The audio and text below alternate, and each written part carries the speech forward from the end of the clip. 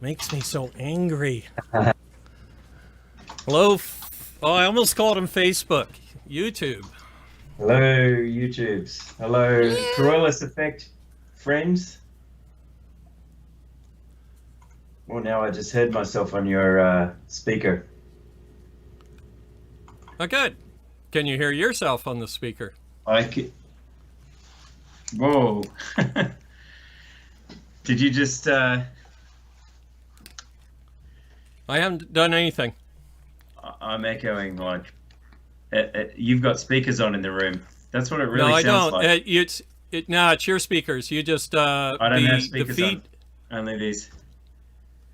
Didn't do anything. It's when you saw me go live that you heard an echo. I know what it is. From you watching the YouTube or something. I gotta. That's what it is. You probably can't keep YouTube on. Yeah, unless it's on a laptop or something. Hi, everybody. We're playing with our computers again.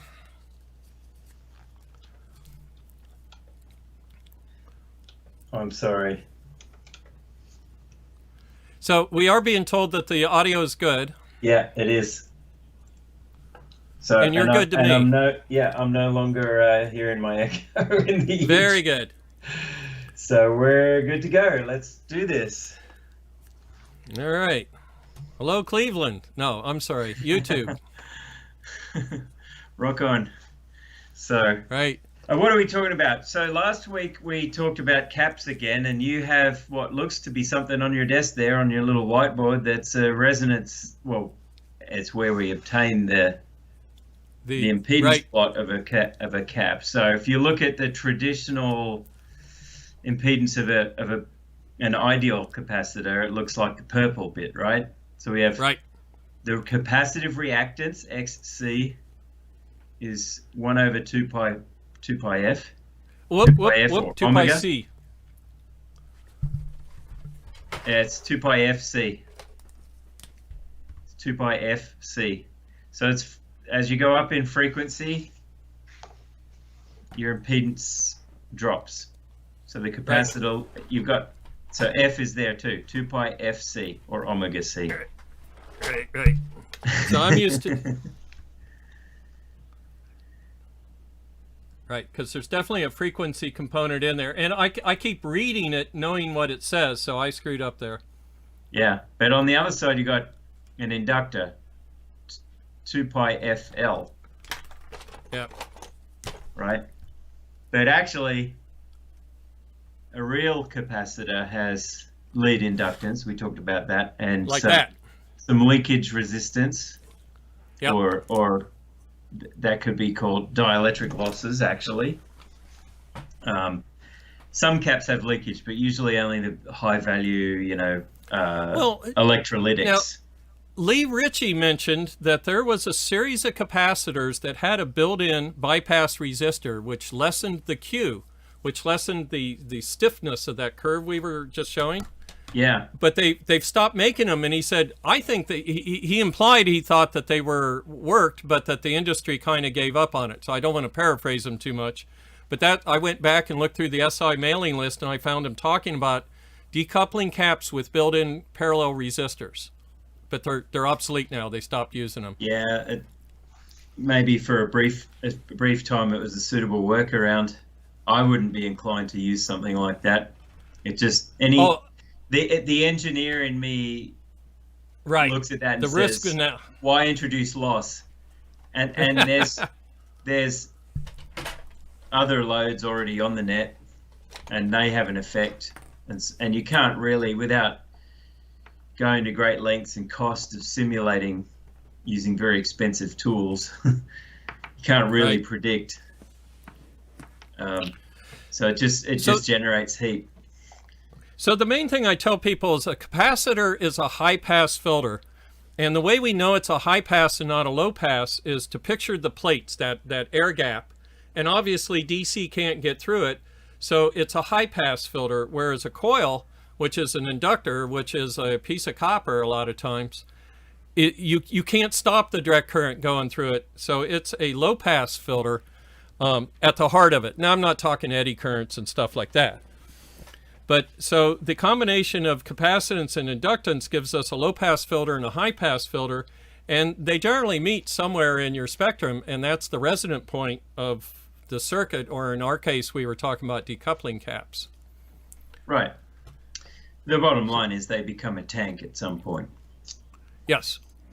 And a tank, go ahead. And if you're designing, particularly if you're designing RF, you have to pay attention, because it's at a remarkably low frequency that these things become important. Even for 0402 packages, these 0402 caps, generic ones that are like X7R or X5I rated caps used for decoupling on normal digital boards, have a resonant peak sometimes down even in the hundreds of megs. Yeah. Even as low as 100 or even 70 megahertz. So if you have a load that's regularly doing work, switching down there, you have to have extra capacitance in the PCB to take care of things above that resonant right. part of the regular decoupling caps. And it's also so what are you looking at there? That looks like a really useful Excel spreadsheet. It's a really useful Excel. A free download from Altera or Intel, right? It's Altera, yeah. And the hard part's finding it now. This one's real old, so it won't update. It gets a macro error. But the newer ones are even harder to use, and I can bring up one of those. But this all started because... Can you provide links? Can we provide links in the Discord where to get these? I couldn't find them. But we can tell them to Google PDN XL Altera.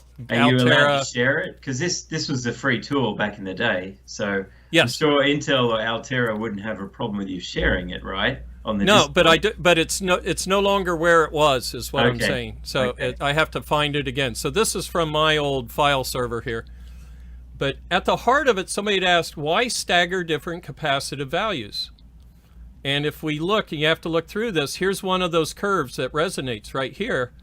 Yep. Well, you know what? Let me back up and say we want to, first, before we do anything with decoupling caps, we want to figure out what our budget is for ripple, right? Yeah, and how do you do that? Well, the practical way is you're looking at your integrated circuit data sheets, and also presumably you know the meaning of voltage input high, voltage input low, specs on data sheets. So and you've learned different signaling standards. So you know low voltage CMOS, which is 3.3 volt and 1.8 volt variance. And there's a 2.5 volt that, low voltage TTL, which is 3.3, and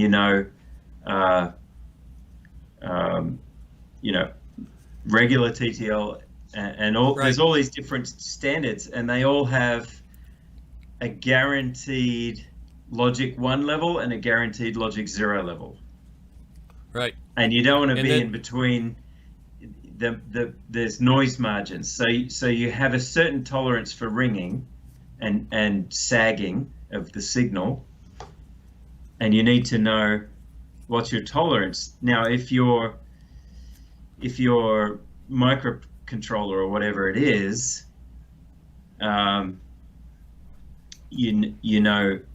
it's hard. Again, it's hard to predict. You can go for a worst case, but usually they're nowhere near worst case in the real application. So you need to prototype things and make some actual measurements, but you can measure the current draw based on your software. And this is why some software debug tools come with current measurement probes, and some microcontroller development boards have a jumper for the VCC rail of the microcontroller. So you can insert a current probe there, and then a dynamic current probe. Yes, you can run your software, your firmware, and measure at different stages of firmware operation what's the current draw of the CPU.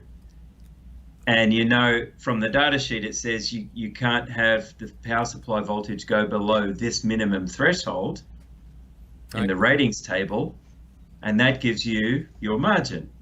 So that's That's a long way around, but you can determine from that Right. what's your tolerable ripple, right? And at 5 volts, it's easy. But if you had a 1 volt chip, FPGA, your budget might be only 50 millivolts of, and we call it ripple, but it's really any change of the voltage due to load. Yeah. Right. So But what we do is it could also be made worse if you have bad signal integrity, right? So if you have Right. ringing Oh, right. because of if you have yes, ringing, it all adds up. Yes. Somebody So said, you need "Hey, to take chips that that into ring account. get warm," and yes, they do. And chips, you know, a signal that goes to a high or a low and then rings outside of a margin is not considered to be valid until it settles down. So people are like, "Oh, I got there in time, but I was ringing." Well, no, you're not in time yet because the ringing hasn't stopped. It hasn't gone below your noise margin threshold. So we end up trying to figure out the ripple. And it's a percent. Basically, it's a percentage of what you're trying to do. yeah, And if we know that maximum dynamic current, which you can't measure with a fluke, right? You need something that says, "Oh, for 10 nanoseconds we were at an amp, and now we're back to 0.2." You need a TDR or a really good high bandwidth oscilloscope, basically. Yeah, basically. But that gives us an impedance, right? Because E equals IR. If I know the current and I know the amount of voltage I can tolerate, voltage change, then that tells me the amount of tolerable impedance.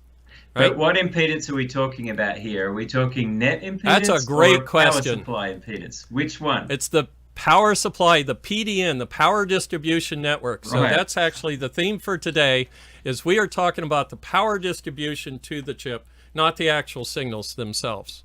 Yeah.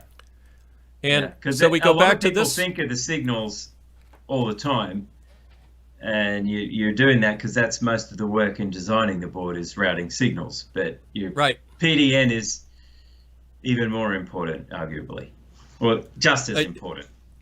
Or it's the thing that people don't think of, and they screw it up because they can't see it like you can a signal. Yeah. I can throw a scope on a signal and go, "Oh, that's wrong." But for the PDN, I have to kind of say, well, is it running right or is it not running right? So we end up with this blue line. Let me get to that screen. We end up with this blue line here that is the Z target. Yeah. Right? And you want to keep it under that, right? Under that. So And it's also not the same as a signal trace impedance in that you don't want to be as close as possible to a fixed impedance with a PDN. You want to be underneath a certain impedance. Yeah. That's absolutely right. The better you can get it, the better it is. Yes. So. Because essentially, if you think about what you're doing, is you're creating a big lake. You're creating an energy reservoir. That's what you're doing here. Right. But the reservoir can't have a tiny little. You imagine a big lake, and you need that lake to feed water into a city. Quickly. You have to match the impedance of your pipeline to the city's demand and to the storage in the lake. So we can go ahead and create this massive lake. So do I have them here? I just want to bring something up here. When I was first getting into electronics as a kid and learning about capacitors and decoupling, where is it? I think it's in another. So while you're doing that, Mike just said he has a trouble with trying to short VCC to ground at high frequencies. And trouble trying to short VCC to ground. Well, to picture it, you know, it's like if it's a high frequency short to ground, aren't we throwing current away between VCC and ground through the capacitor? Or, yeah, that's a good point. That brings up another subject, which is inrush current, which is, I should have realized we were going to talk about this because I have these big capacitors. So as a teenager doing electronics as a hobby, I just thought, well, I've got noise in my circuits. I was making guitar related, you know, I still do it. Can't help myself. Audio stuff. And why is it noisy? So I just put an even bigger capacitor. And it didn't always help. Right. And this Right. this is the reason that at a big capacitor, you think as an even lower impedance at lower frequencies, because It you resists increase a the change in capacitance. voltage. Yes. Yeah, but big capacitors have way more inductance, so all you're doing is shifting the the frequency of resonance This down point right lower here. Yep. towards DC, Right. and it still doesn't solve problems at higher frequencies, and so you can go ahead and add tons more capacitance, but it doesn't Right. always help. So What Mike, you need to do is add capacitance that has very low inductance, and you do that by creating planes on the printed circuit board. or low ESR, effective series resistance. Yeah. Right.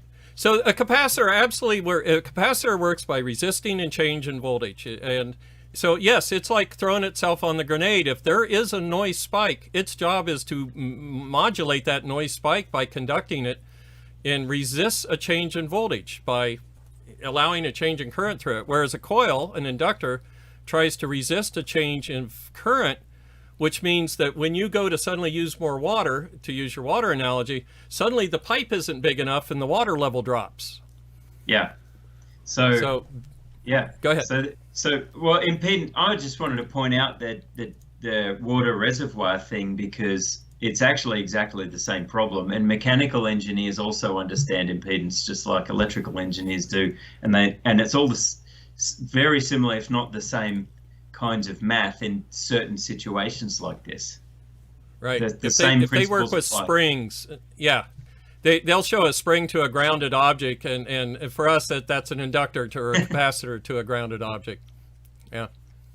So what we start to find though is if we put every single decoupling cap right in this one spot, it might lower this one spot right here. Let's say we use 0.1s and it lowers this, but the impedance might rise somewhere else. So we use like 0.01s and we try and knock down the impedance up higher in the frequency band. And then we go, oh, that's not 0.047s. But the trick here is that we don't guess. You can actually use a spreadsheet like this, and this won't update in real time because, like I said, it's old and the macro won't run. But I can increase this or change the value of the capacitor that I'm decoupling with. And so this example was set up with 4.7, 0.47, and 0.047. Now I have to admit, I've gone away from using 0.1 and 0.01s. I've been using 0.047s in those. I've been finding better results between those two values. I noticed a trend when NXP, or actually it was Freescale, before Freescale became part of NXP, and they released the IMX series ARM, I think they're ARM 7s or something, the IMX series application processors. In their data sheets, they were actually suggesting bulk storage for the chip of 22 microfarads and decoupling caps using low ESR caps of 220 nanofarads instead of 100. Right. And so this trend came out because I think it's because they have this guy on staff who's a genius PCB designer and really studied this problem, because they had these issues with designs for customers where they were getting all sorts of ripple and ground bounce and random resets. And this guy, his name's Dan Beaker, by the way. You can look him up. He's a regular presenter at our industry conferences and places like PCB West and DesignCon. He's usually there teaching people how to do decoupling. And I think it's his work that's coming through now in the data sheets and app notes, that we use different values than we used to, because the caps keep getting better as well. Right. Plus, everyone wants to order 0.1 microfarad caps. So which are the ones that get starved out of the supply chain first? And there's a shortage. Right. It's of course, 0.1. they're the ones that are cheaper because they're made in larger quantities too. I think that's changing as well. I think that's I wouldn't doubt it. Yes. Yeah. Yeah. Hey, so we also have a capacitor in the PC board, right? Yeah. And this is one of when we talk about going to 4-layer boards being so much better than a 2-layer board. One of the things that happens is this distance between the top layer and the top plate of a capacitor. Whoops, let me move my arrow over here. This top plate of this capacitor and the bottom plate of the capacitor gets closer. Well, the closer capacitance gets, the closer the plates get, the greater the capacitance. Yeah. And it's a nice low impedance capacitance at high frequency. But there's a problem with with 4 layers. Because the way PCB fabricators, so if you just design a board with 4 layers with a typical off-the-shelf layer stack to get low-cost boards, the 2 inner layers are actually built around a core, so they're over 1 millimeter apart from each other normally. Right. And, so there's a very thick dielectric between them, and the capacity between the inner 2 layers. So 4-layer boards don't automatically give you good power distribution network capacitance. You really want to go to 6 layers for that. Or let's go 6, 8, 10. Or use the bottom layer and the next plane layer inside the board as your as a storage capacitance. But then you get a problem because you're going through via barrels which add inductance. So it kind of defeats the purpose. These things. So it's not easy. Yeah, that's exactly it. You have tons of inductance. So and antennas. Yeah. So how can you design a 4-layer board but still have reasonable PDN? How would you do it, Bill? What would you do?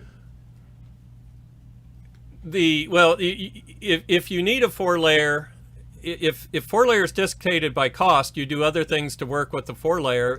If cost isn't an object, you would go up in layers or do better layout, for your bypass caps, better caps, better layout. So you can still place a cap on the same layer. Right. Which the other thing I saw was the main decoupling caps on the back side of the board. So you get the extra via barrel inductance going through the board from the decoupling caps, but then you have a ground plane directly under the parts on the other side. And you can pour as much VCC polygon around the top layer as you can to just bump up the local capacitance a bit. I guess that's what you're...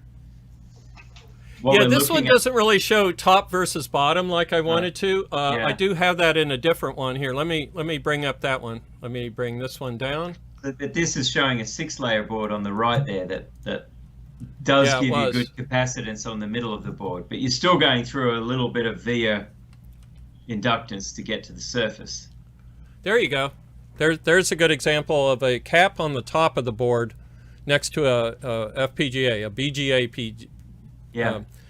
So, and what they don't show is if this cap was on the bottom of the board, how this loop, remember inductance, the greater the distance, the greater the inductance. You want this loop to be small.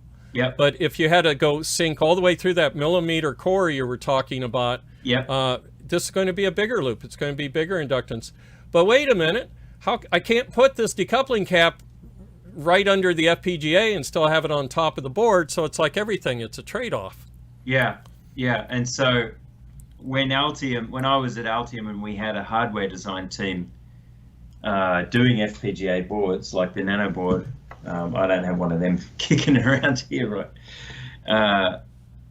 They always followed, Xilinx had this guideline for decoupling, and they put all the caps on the back of the board. And for immediate energy need, for switching high-speed signals, they relied solely on having polygons and ground planes very close to the top side of the board where the chip was mounted. Right. And by putting the caps directly under it, on the other end of the via barrels, pretty much straight over them, the only inductance was to go through the via barrel straight to the balls on the BGA. Right. And of course, the BGA package has lead inductance because it's got to carry the power supply signal through a bond wire, or maybe they're flip chips, but it's got to carry it through a tiny circuit board trace on the BGA itself to the actual silicon. And then there's more inductance again in the silicon, but there's a lot going on. Yeah. You can see why there's physical, practical limits to how fast we can make these things go. Great segue, because I was going to say, at some point, you can't run an Altium processor. Altera. Thank you. You can't run this high-speed stuff. Can we say Autodesk a few times? Look, by the way. Autodesk. I was going to say, cool coat. My first official swag for Christmas. Swag. And that's cool. I love this jacket. It's awesome. So, but at some point we go to on-package decoupling. If you know, a chip isn't just a chip anymore; it's actually a sub-assembly with capacitors on the chip. You know, because we need the capacitors even closer to the chip die. And actually, I noticed that when that first sort of came to my attention when I was putting PCs, you know, grey box PCs together. Right around 1999, 2000, and there were Pentium 3s and Celerons. I think the first generation of Celeron had decoupling caps actually silver soldered onto the back of the ceramic package. Because back then there was enough room to do that and still have a small heatsink and fan on the device. But right. So the spreadsheet actually, this is something I put to the channel a week ago, AN574 from Altera, and they talk about on-chip decoupling and whatnot. So now we're talking about a whole series of staggering. We got 0.47s, 0.047s, 0.22s, and then we get to the chip, and we got other capacitors, and all of them are working their tail ends off trying to remove the ripple on the power distribution network. Now, this is a point of confusion to a lot of designers too, is what are we actually doing here? Are we filtering? Are the caps a filter? Are they a filter? Are they shorting high frequency ripples or spikes? Are they providing? They're getting warm. Yeah, warmer. Are they providing energy storage for the switching devices? Right. Like, and the truth is, all of that amounts to doing the same thing. They're all storing energy in an electric field, and yes to all of the above, but it depends which angle you're approaching the problem from and how you're looking at it. Right. So Chris just asked where the DC blocking resistor goes, and that's from another post I did. There's two different things going on here. There's signal integrity for logic levels for transmission lines, but then there's the DC PDN, blocking, the power distribution.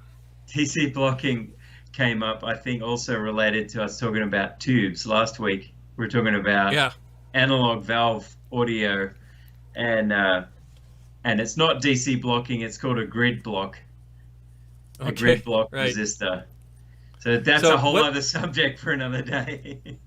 One of the reasons I put that up there, though, was I was watching this webinar from Samtech, and Eric Bogatin was one of the people watching, so he submitted a comment about, you know, and the question was, where does the DC blocking resistor go? At the transmitter side and at the receiver side? So the answer I took away from it, because I always put them at, no, I don't always put them at, I won't even say what I used to do.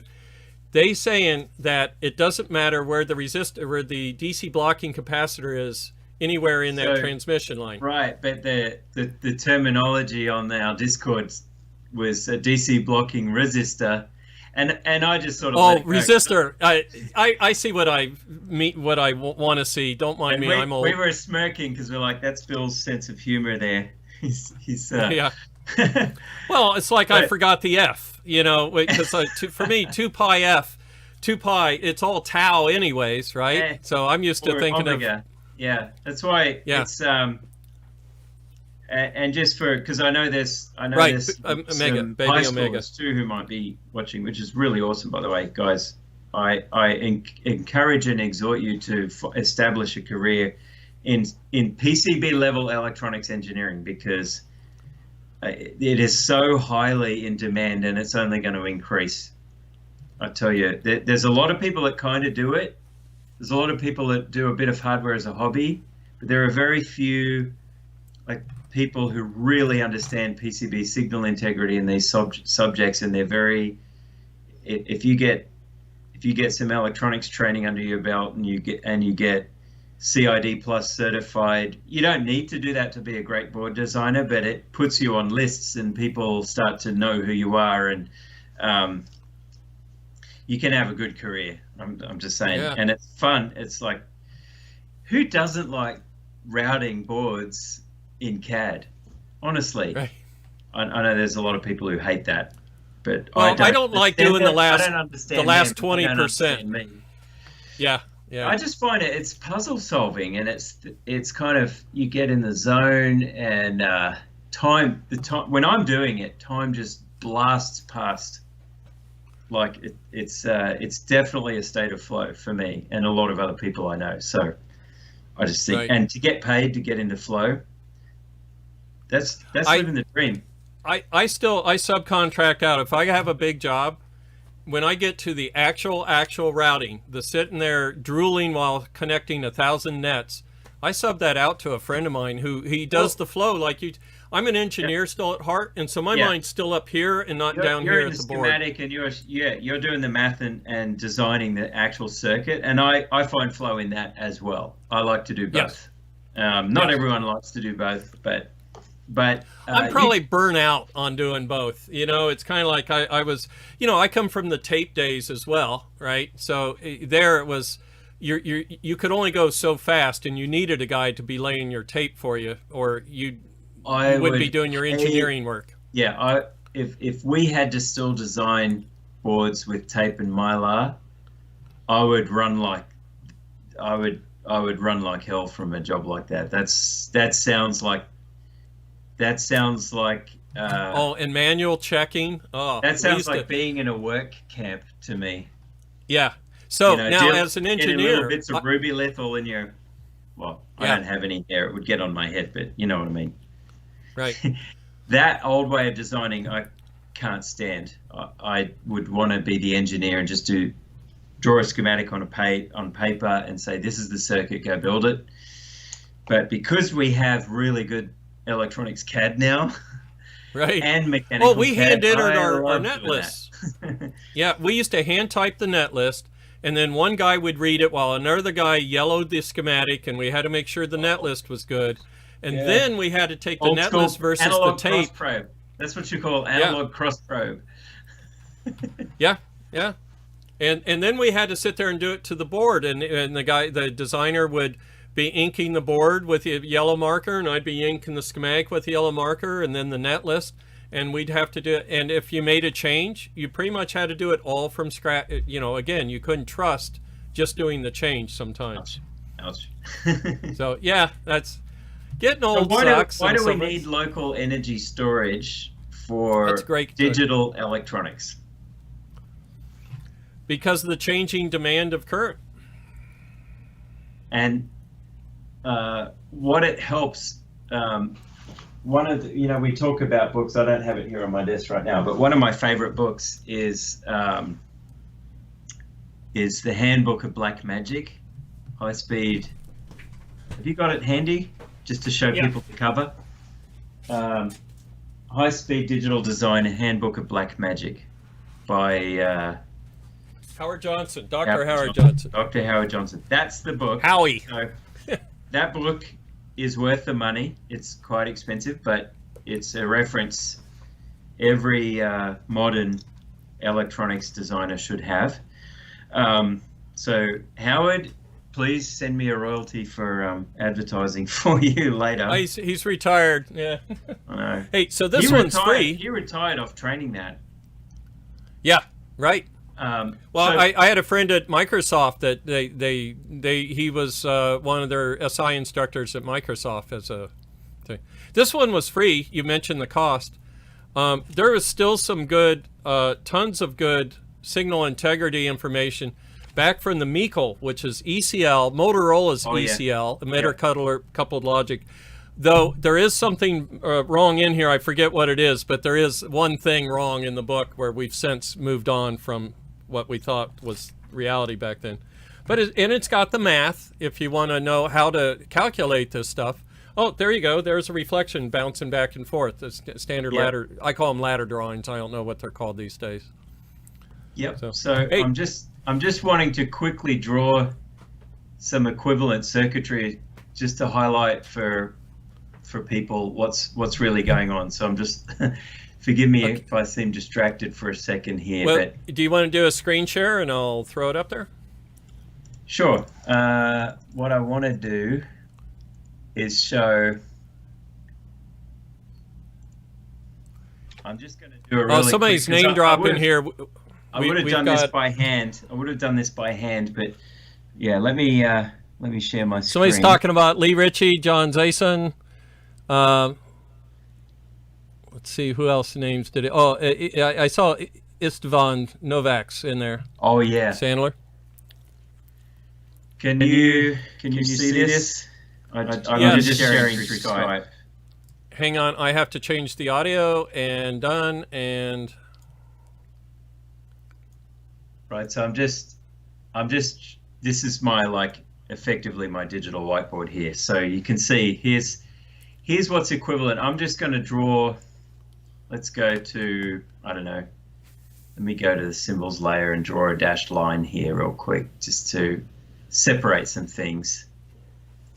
So imagine this is what's inside our device. So this is a typical transmitter, and somewhere down the PCB you've got another device, and this is inside an IC, but they're really just gates. And the input. Let's go back to the wiring layer here, and I'm going to just quickly wire some things up here. So what we have is this is called a totem pole, and this goes to ground. Let's just and this goes to VCC. Let's just name these and put a label on them so you can see this is VCC, right? Right. This one's ground. So we have ground and VCC. I'm not going to use fancy symbols. And these are enhancement mode MOSFETs. Yeah, and somewhere inside this chip, there's other circuitry that drives the gate of these, and this is just some logic gate, and we don't care what's happening in there. It's part of a microcontroller or whatever. But this is the output, and there's a couple of things to pay attention to here. This goes through a PCB transmission line, which in the schematic is just represented by this wire, and it goes from a source to a destination. Oops, let me, what am I doing here? I'm showing my ineptitude with the mouse in Fusion here. Well, I was going to say, you're brave to do live CADing. My brain doesn't work when I'm talking. What I want to do is also show the fact that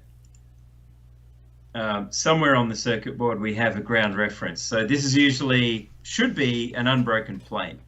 And here's why. So we have a local decoupling cap to that chip, right?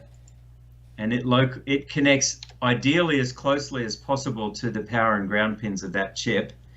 And then some event occurs. So when we transmit a logic pulse out of this I/O pin of a microcontroller, this device turns on. The upper gate turns on, and never mind there's level shifting and other things going on, and maybe it's a P channel. If it's CMOS, this could be a P channel device, and this could be an N channel, so they're both open drains, or vice versa. Depends on the implementation that the semiconductor company used. But this suddenly is like a switch that closes.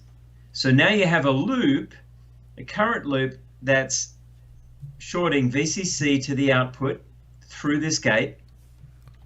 down the signal trace of the PCB, which is a lossy transmission line, it's imperfect, to a gate of a MOSFET that's the input of the destination chip, right? And there's gate capacitance. It may be very small, like 1 or a fraction of a picofarad, but this gate capacitance has to be charged up on the gate of this FET in order to turn it on and do whatever it has to do in that destination chip at the receiving end. And that gate capacitance forms a displacement current that closes the loop in DC, or for the lower frequencies of the signal. But what happens with high-speed signaling with a very fast switching device, this switches on very, very quickly. And so you get a very short rise time here at this junction. So first thing, if we're switching rapidly on and off, when we have this driving a logic 0, the bottom gate is on and conducting, or it's effectively a short circuit. The top gate is open. And then we quickly switch to a logic 1, the bottom gate has to have time to turn off because it's got gate capacitance, and it takes a finite amount of time for that to discharge inside here and for this part to turn off. Meanwhile, this one's starting to turn on. So there may be a brief period where there's a little bit of what we call shoot through. And that's where both of these may conduct together for a brief period as this swings from a logic low to a logic high. And so there's loss. I call it contention in our realm. Yeah, but it's shoot through. And so there's that. And if you don't have some local storage here, that spike in current as this turns on and this turns off is going to add noise to the rest of your power supply. So you have to have decoupling cap for that. So this local plane capacitance and also local decoupling caps form the main current loop before the bulk storage of your VCC, which is like a giant battery, kicks in at DC. But at the moment this switches, you have to have ready energy available to provide that. And then you have this transmission line effect where the rapid rising edge of this going low to high gets out of the chip, and it charges up the capacitance between this signal trace and its nearest part of the ground plane. The shortest path is what the displacement current has to charge through your dielectric as it travels down the line, and it has to charge the shortest point. And this is why the actual high frequency content of a signal edge stays very close, stays directly under your trace, unless you split the ground plane and force the return path current to go out somewhere else.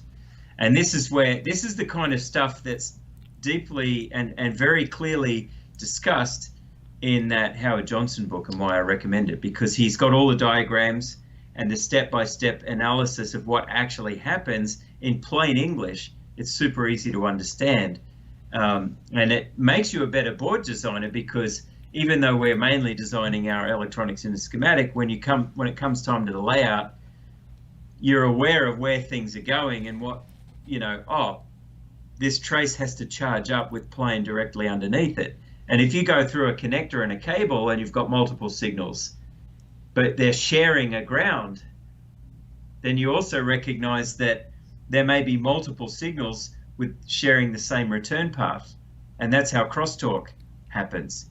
It's not necessarily that the signals are close to each other. It's that they may be sharing some ground, and you're forcing their return paths to superimpose. Right. You get your water back and it's a little muddy, and that's because somebody else was tromping around in it. Yeah. So, very cool. So yeah, maybe next week. Well, we'll talk offline, but I was going to suggest something for next week was to actually show maybe a series termination and how the signals bounce around and everything for that. Yeah. Yeah, sure. By the way, I thought I found another printed circuit. Have you seen this one?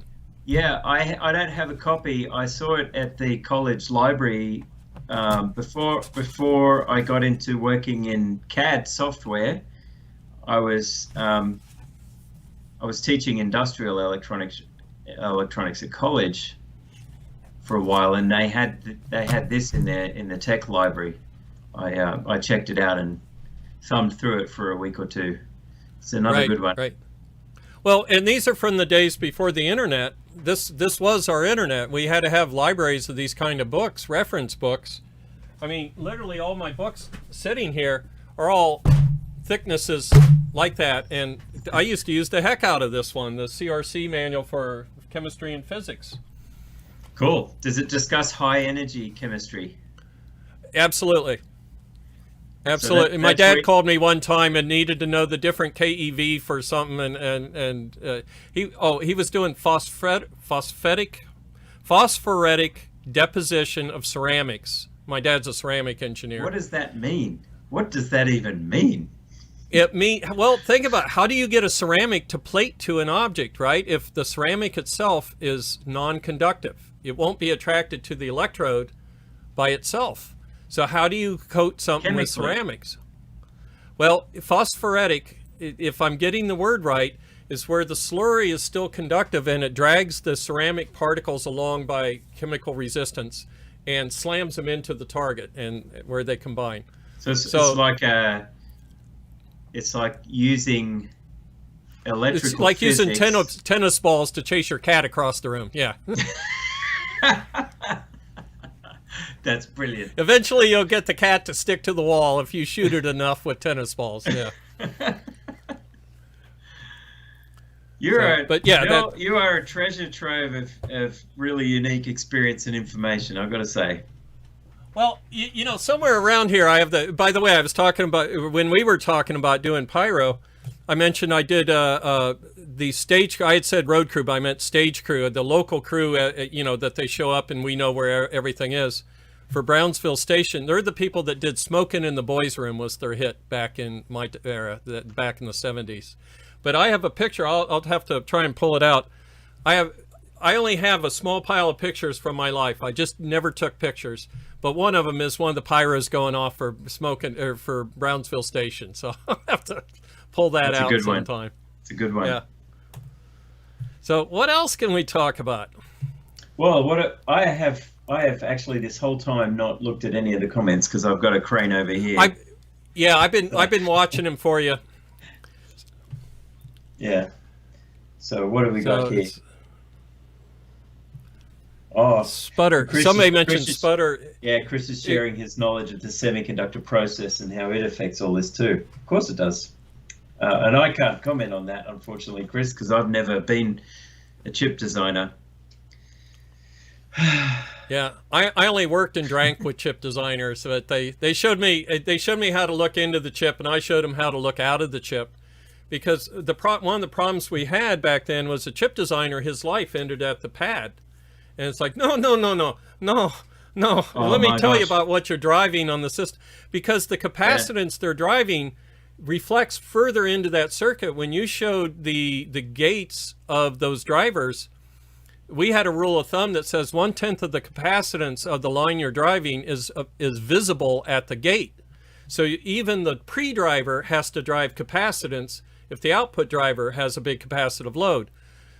So you must have gotten a text or something. Your kitty's back. Yeah. What's going on? There it is. It's back. So yeah, I know.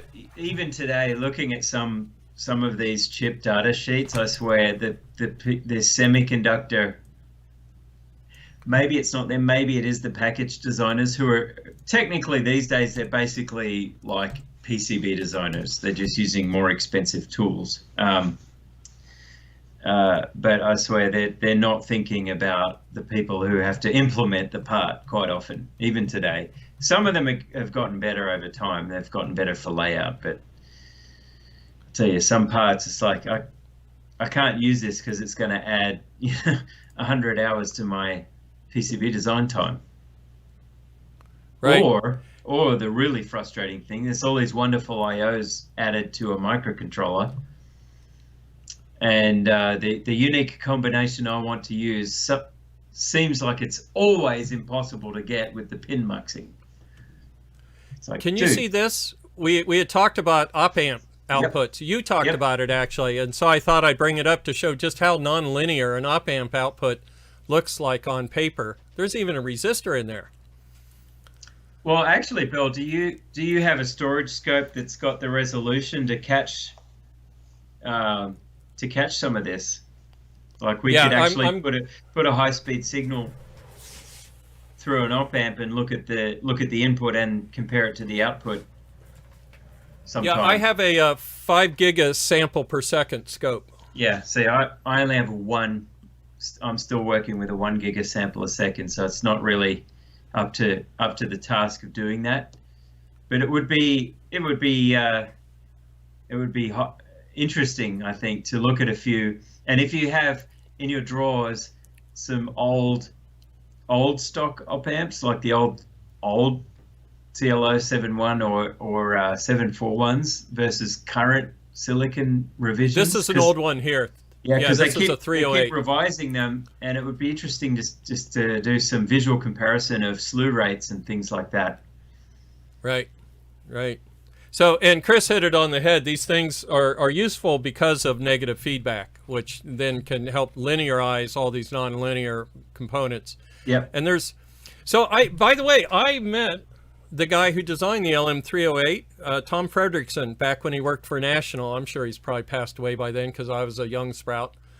And he said the way they designed the front end, where they could get all this high gain out of the front end with low leakage current and good thermal tracking of both inputs, they had these amazingly high gain transistors, and they're multiple emitter transistors, things you can't make on a board, right? You can only make them on a chip. Yep. But they punched through in less than a volt, way less, So what they did was they surrounded these transistors in the front end. They surrounded them with other transistors that made sure that they never saw more than like 0.8 volts between emitter and collector or whatnot. So they were actually very clever. They had these high value things, high gain transistors, and then surrounded it with a circuitry that floated them around just to where they needed the high gain part. They didn't make them, the high gain transistors, see the full voltage. They only saw a little tiny voltage, but boy, did they have gain when they saw that voltage differential. Yeah. So very clever stuff. Yeah, and he was cool. He made it sound like a mistake, but those people were brilliant. Actually, just talking of books, that reminds me of. It's probably the same guy was the author of this. Let me go get it and show you, because it's also a really valuable one on op-amps.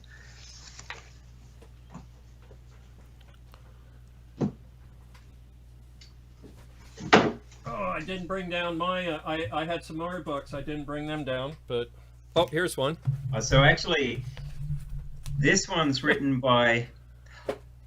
Oh, I've got the audio partner.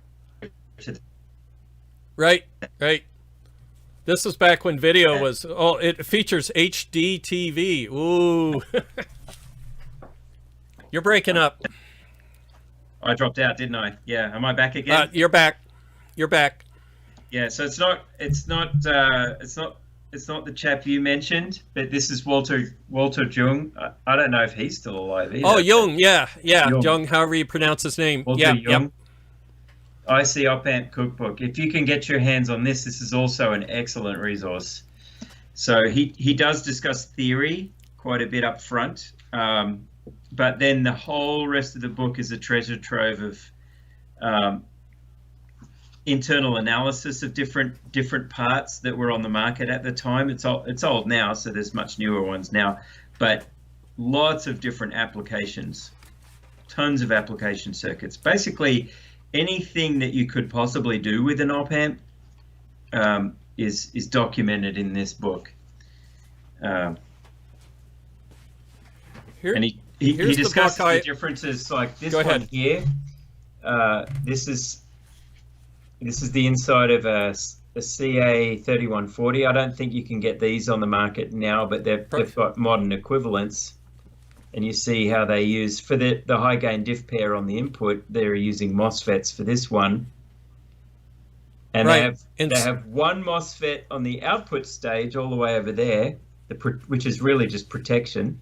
It's protection, or it's part of the current source for biasing the output. But this was called a MOSFET op-amp because of the input stage and that one protection one on the output stage. But you see most of it's still really bipolar. Right. Yeah. Now, but if they had a single MOSFET, that meant they had to have that step in the production that did that insulated gate. And what we're talking about is in a BJT, bipolar junction transistor, yep. There's actual current flow from the base to emitter and base to collector that are intended, but in an insulated gate transistor, it should be only leakage. Yeah. Yep. So here's how I learned op-amps. Bad dad joke, and forgive me if anyone struggles with mental illness is watching, because I deeply respect you. But I just want to say this really bad joke. The only thing that's meant to be bipolar is an op-amp. Sorry. That's really... I'll stop really there. I won't discuss my medical conditions on the air anymore. No, I know that's not politically correct, but whatever. I'm just Your fighting kitty's back. Yeah, what the heck? My phone buzzed as well, so I think someone must be trying to get a hold of me. It's probably those people you work with. They don't understand that you do a podcast on... I think that there's a some question. of them are probably watching, and I'll be in trouble for making that joke, but whatever. What was I just going? Oh, hey, so you had asked the question about where can we mount these podcasts in like a podcast forum type of thing. You didn't say podcast, but you said other media outlets. So where can we publish? Yeah. Yeah, so I'll throw that out to everybody. Where, does anybody go to a podcast site on a regular basis where these kind of things would be valuable? So just a thought. Oh, hey, did you start a broadcast to Discord? I know you did last week.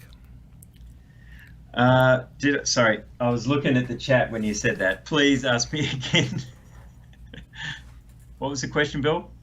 I don't remember. I'm now looking at the speed of my sampling head. I had a 50 gigahertz sampling head here, but I don't see it, which makes me nervous. Because it should be in my CSA 803, and it's not there.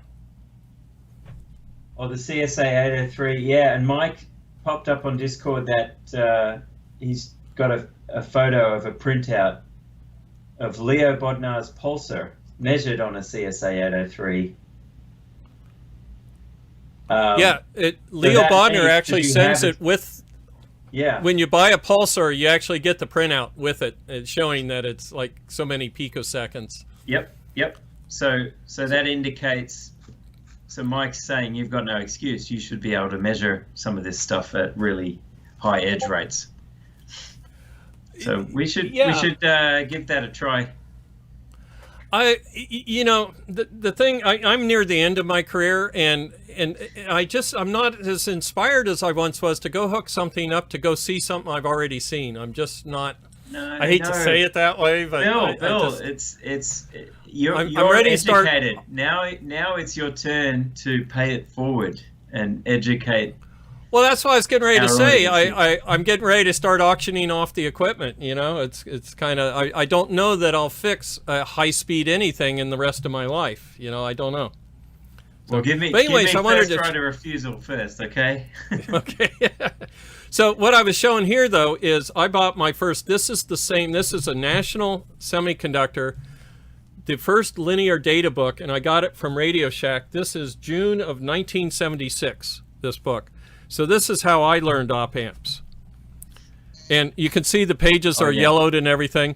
Yeah. And this is the same as what National had before they went out of business when they recast it in the blue book. Yeah, I had one of those blue books, and I don't know where it is now. It probably got trashed when I moved away from Australia. And then the internet, every data sheet you can possibly imagine has been at least scanned. And even hard to find parts now. It's been long enough that some really obscure parts have shown up with scanned data sheets. So Right. Though there are some span black holes, and there's Mike put the his pulsar. Yeah. Yeah, I see it now. Why did it show up there and not over here? Oh, okay. I'm looking at the other chat. Oh, I've been looking at the YouTube chat. All right. Oh, Dave, I'm sorry. Dave Sex threw away all his books. That's a shame. Yeah, I'm trying to figure out what to do with my book. Books are so expensive to ship. We should run some little competitions or something. I don't know. Let's brainstorm that. But I've got some things I'd like to even send to some people who are watching us and enjoying our show. They deserve something. Well, provided they get 5 of their friends to watch, then we can have a conversation. We'll need proof, documentation. Well, let's talk offline and think about that, because I have a lot of cool things that I'm never going to have time to use, but they're still valuable, and right. I'd rather and you don't want to throw them away. Yeah, I'd rather them go to someone who'll actually have fun with them and do something cool and interesting than just toss them. So, yeah, right. It's the problem with being an engineer. We kind of tend to be slightly pack ratty. I'm not too bad. There are far worse people. Well, look behind me. Yes. Well, actually, your bench is pretty well organized, and it's all good, worthwhile, and important test instruments that you need for the job, right? So to me, that's not clutter. That's what an engineering workbench looks like, and mine's a lot more messy than that. But here's the problem: you get inspired. You're an inventive, creative kind of person, like a lot of us are, right, Bill? So I'm sure you understand. In my past. In my youth, yes. We get ideas and we want to explore an idea, and it's suddenly something in your head and you want to do something about it. So you buy... And you want the right part. You buy modules, you start designing boards. You want the right test equipment. You get so far into the project and then you hit a wall for some reason, and it's not your main job. As in my case, my main job is a product manager for CAD tools. And so I have to put it on hold, and then months go by and there's a new idea and a new project, or someone at work says, hey, we want a new reference design that shows this feature of the software, and I'm like, I know exactly the thing that will show that off really well. So I start designing something. And it's just for me, it's a shed with a whole lot of projects that I intend to finish, and I have to be somewhat honest with myself that some of the ones I started 10 years ago are probably not going to get finished. So I should just deal with the stuff. And being like over 60 now, it's like, well, do I even have 10 years left to finish some of these projects? So of course you do. You'll go a long time. And you do EMS long enough and you pick up enough people in their 40s with heart attacks, and you just assume that nobody lived. You forget that you go see sick people, not the healthy ones.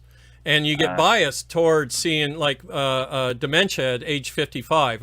I thought when you got to 55, you got dementia for the longest time. And I'm being serious. Wow, that's scary. Yeah, but I had to remember people didn't call us, go, I'm having a great day. Just wanted to say hi. And we'd show up and a guy'd be stuck in a tub, something like that. And they're like, oh, so sorry for calling you. And you're like, no, we're going to walk out of here. You're going to be out of the tub and you're going to be alive. That's a good day for us. We'll more than happy to help you out of the tub, sir. Yeah. But you saw, that's the thing with those jobs, that's what you saw. It's not the majority of society. It's normal people having normal problems. Having a bad day. Yeah. Yeah. But still, statistically, it's still a huge variance of things you encountered. And each one of those was a statistical small amount of the most of people in certain age groups, right? So So I tell people I haven't seen everything, but I've seen one of everything, you know, one of every type of thing, right? But there is always, especially at the trauma center, somebody will walk in and you're like, all right, that one got me. I hadn't seen one just like that before, you know, with the screwdriver sticking straight out, things like that. Oh my gosh. Yeah. So, all right, on that note. You've seen some pretty crazy stuff. I don't think I could handle it. I'm just thankful that there are people in the world like you, Bill, who can. Who make a surprised. Engineers do well in the business, I think, because we're diagnostic to begin with, right? We see it as a set of systems and interconnections and influences. And so, you know, troubleshooting VCRs was actually pretty good practice for troubleshooting people, believe it or not. It's just sometimes there's a time constraint. Like, well, we have to go now if we're going to save this one. Yeah, exactly. Yeah, got to move. Yep. Well, as always.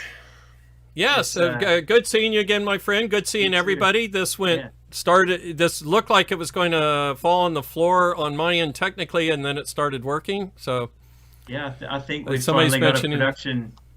The production's not bad, so that's great. We're getting there. So thanks, we'll Bill. see you next week, my friend. Yeah, good to see you, man. Enjoy your weekend. Thanks, everyone. You too. See you all.